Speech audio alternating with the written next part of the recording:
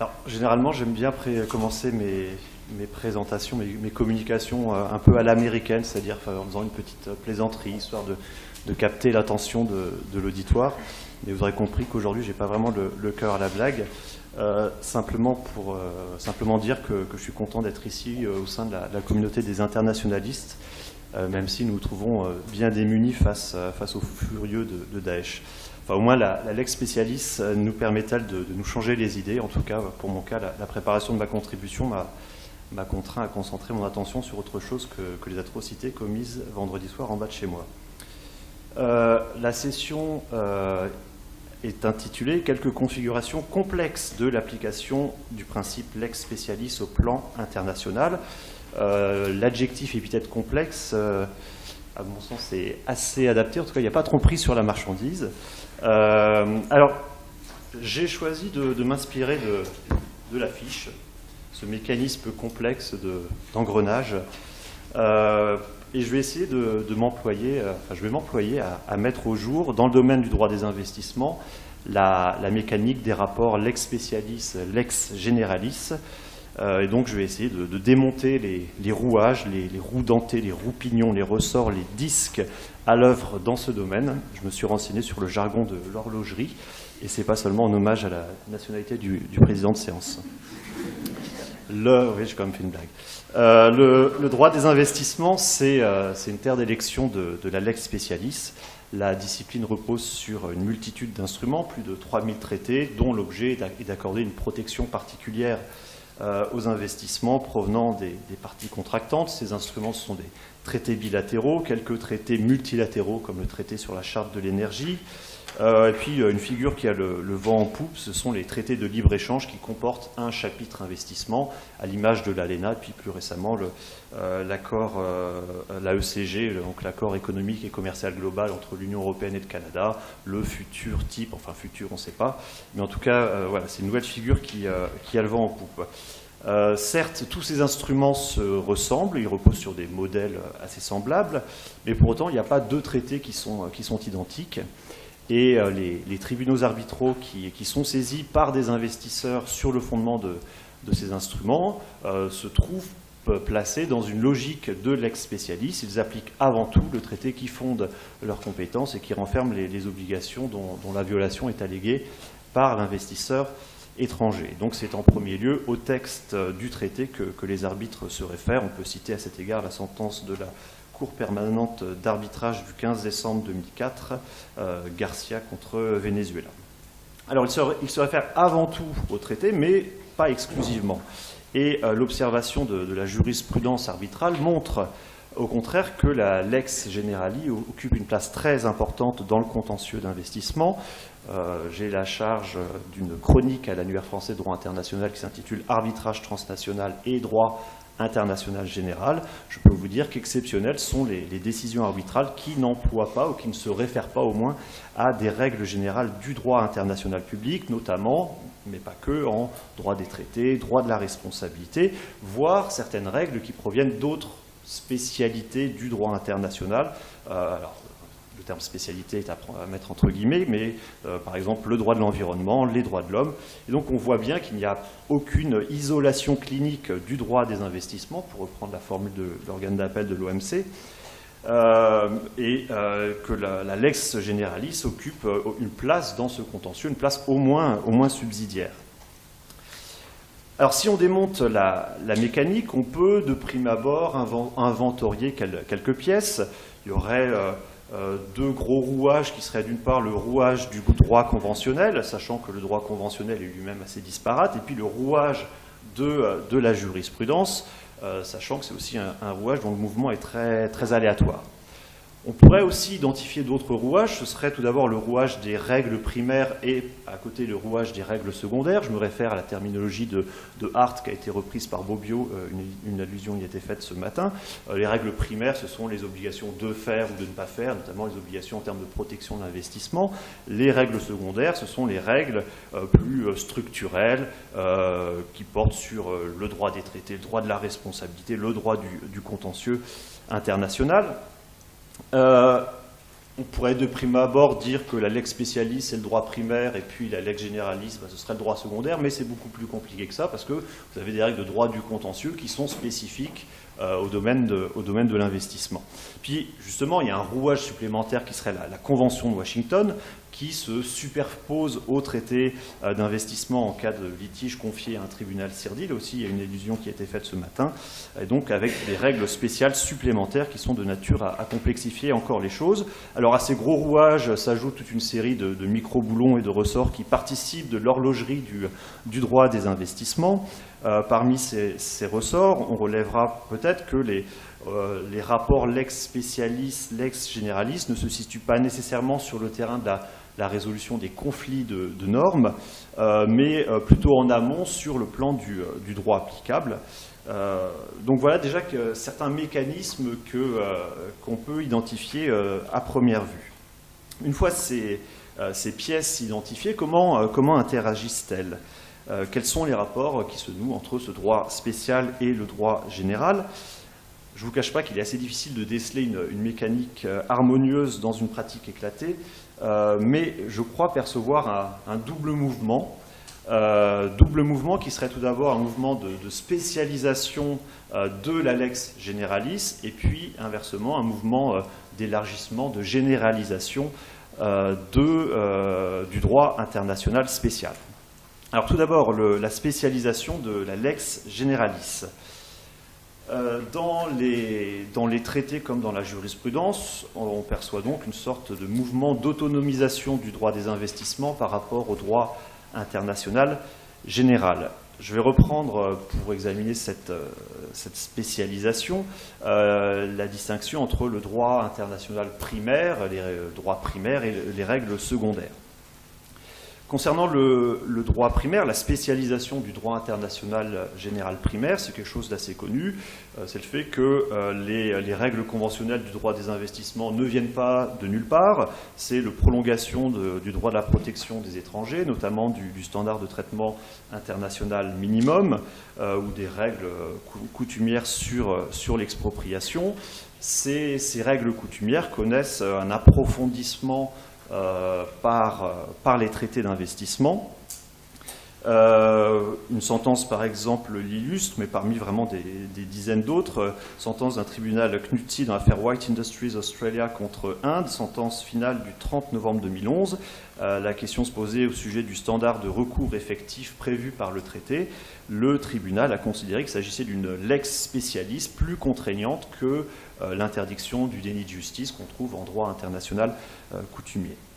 Alors par là même, les règles conventionnelles sur le traitement juste et équitable, sur la protection et sécurité pleine et entière, sur l'encadrement des expropriations, ces règles conventionnelles viennent consolider d'une certaine manière le droit coutumier en la matière, non seulement le consolider, puis aussi aller plus loin. Ce qu'on remarque dans la pratique récente conventionnelle, c'est une sorte d'ultra-spécialisation, en ce sens que face aux incertitudes de la jurisprudence, aux interprétations divergentes qui peuvent intervenir, eh bien, les États prennent en main les choses et précisent dans leurs traités ce que recouvre, par exemple, le standard de traitement juste et équitable.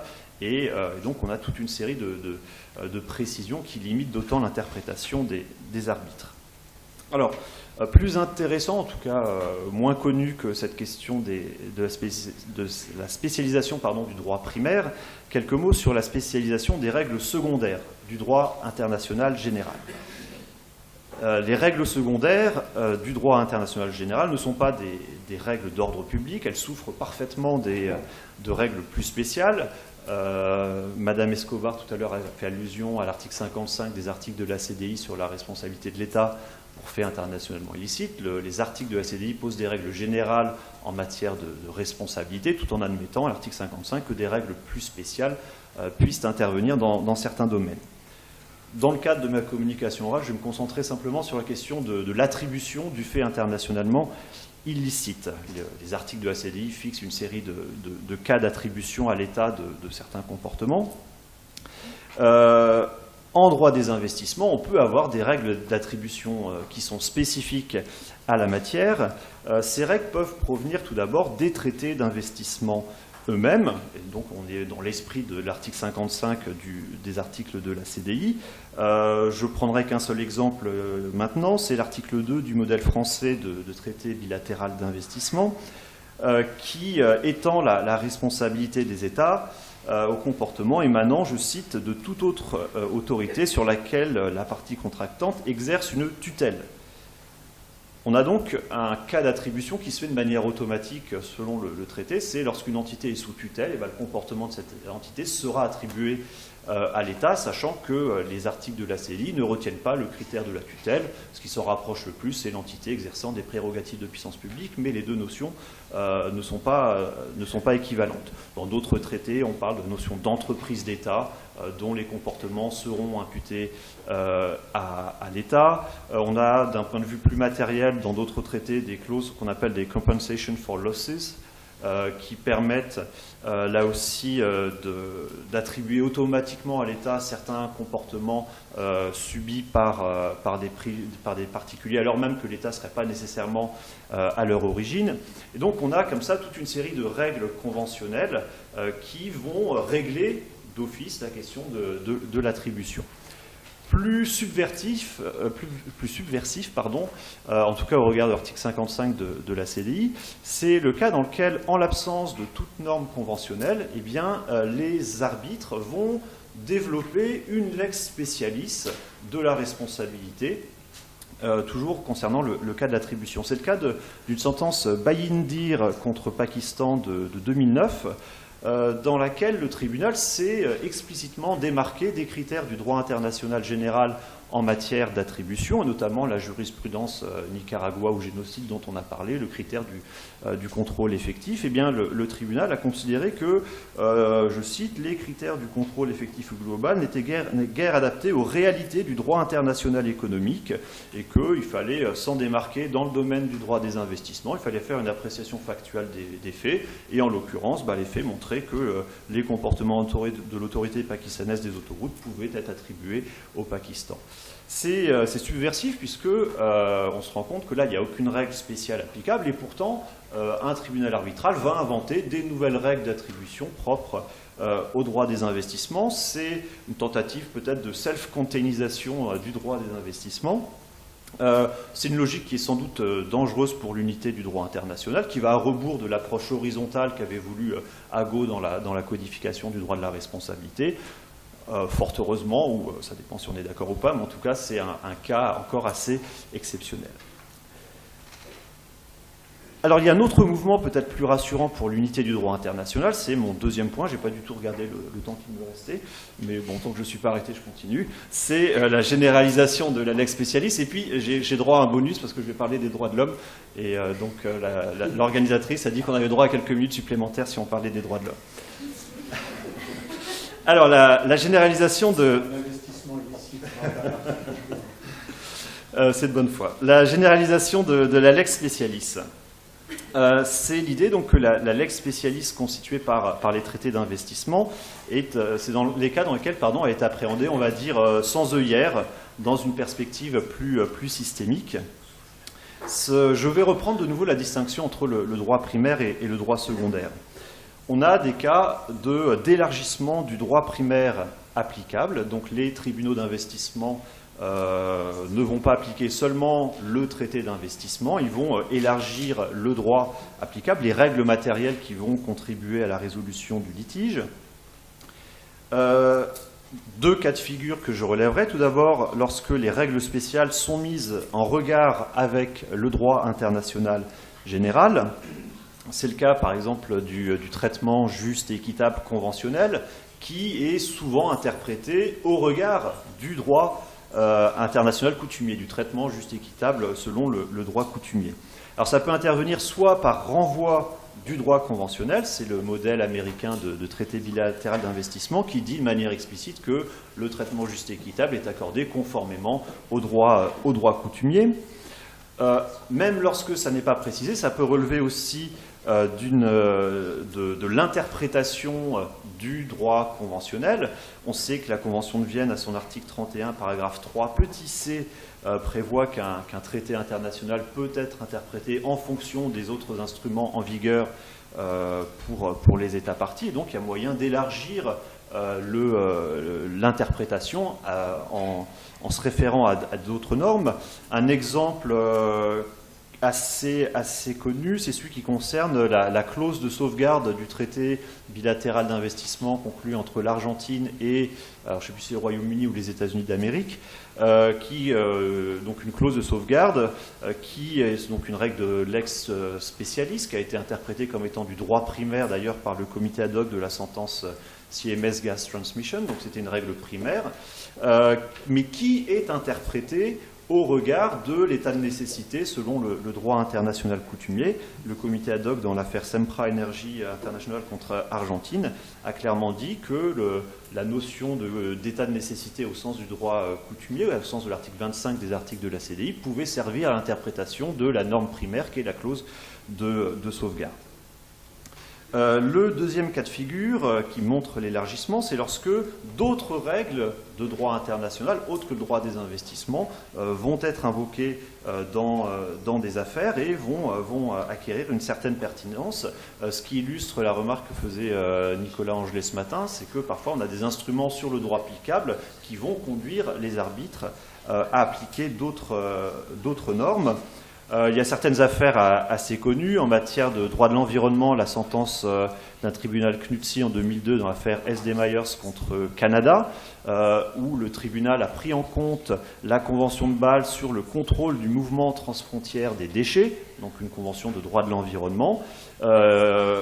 Il l'a fait parce que l'article 1131 de l'ALENA, c'était l'instrument applicable, prévoit que les tribunaux arbitraux tranchent les litiges en application de l'ALENA, mais également les autres règles applicables du droit international. Il a donc pris en compte cet instrument pour importer le droit de l'environnement dans la décision, et il a considéré que le Canada aurait pu concilier ces deux obligations au terme de l'ALENA et au terme de la Convention de Bâle en prenant des mesures moins nuisibles. Dans le domaine des droits de l'homme, puisqu'il faut que j'en parle, tant pis, je ne parlerai pas de la sentence Electrabel qui a permis l'application du droit de l'Union européenne au titre du droit international, mais c'est une sentence très connue, donc ce n'est pas la peine. Concernant le droit international des droits de l'homme, une sentence de 2014, affaire Al-Warak contre Indonésie, qui est assez intéressante, même si elle est aussi par ailleurs assez discutable au niveau du raisonnement juridique. Le tribunal ad hoc a appliqué le pacte de 1966 sur les droits civils et politiques, et notamment la notion de droit au procès équitable. Il l'a importé en quelque sorte dans l'accord d'investissement applicable, sans qu'il y ait vraiment de justification juridique en la matière, mais il a considéré que le traitement juste et équitable, ça incluait le respect du pacte de 1966, présenté comme du droit international général par la sentence. En tout cas, voilà, ça a permis d'importer d'autres normes au sein du droit applicable par les arbitres, ce qui montre une certaine porosité des régimes spéciaux, pour reprendre l'exemple la terminologie employée par l'organisatrice du colloque. Pour terminer, puisque mon temps va arriver à son terme, 2 mots sur l'approche systémique des règles secondaires spéciales. C'est un petit peu complexe, je fais allusion notamment aux règles procédurales de l'arbitrage CIRDI. Dans plusieurs affaires, les arbitres appliquant la Convention de Washington sur le CIRDI, eh bien, n'ont pas pu s'en satisfaire. Il manquait des règles, il y avait des lacunes ou en tout cas des silences de cette convention, et du coup, les arbitres se sont référés au droit international général, au droit du contentieux, alors à supposer qu'il y a un droit du contentieux international unique. En tout cas, ils se sont référés beaucoup à la jurisprudence de la Cour internationale de justice, que ce soit par exemple sur l'autorité des mesures conservatoires. L'arrêt Lagrand a été appelé en renfort. On sait qu'en droit des investissements, le Higgins test, c'est-à-dire les critères prima facie de compétences matérielles, le platform test comme on l'appelle aussi, connaît un succès qu'il n'a pas d'ailleurs devant la Cour internationale de justice. Et donc les arbitres se réfèrent à ces normes plus générales pour trouver des solutions. Alors en conclusion, J'avoue que je ne sais pas si j'ai réussi à remonter convenablement tout le mécanisme que j'ai essayé de démonter en début d'intervention. Vous avez compris, il y a deux mouvements contradictoires qui s'expriment, l'un de spécialisation, l'autre de généralisation. L'un est potentiellement nuisible à l'unité du droit international, l'autre lui est plutôt favorable. C'est extrêmement fluide là aussi, c'est le signe de l'extrême décentralisation du droit des investissements, de multiples instruments, de multiples interprètes qui ce sont eux finalement qui fixent le droit applicable et la manière d'agencer la lex spécialis, la lex généraliste. On n'a pas encore parlé de la théorie réaliste de l'interprétation, ça viendra peut-être dans la table ronde suivante, mais à mon avis, elle s'exprime pleinement dans le cadre du droit des investissements. Donc désolé, pas de Deus ex machina pour donner une cohérence globale à tout cet ensemble, mais j'espère tout de même que ma communication aura contribué à mettre un peu d'huile dans les rouages. Je vous remercie.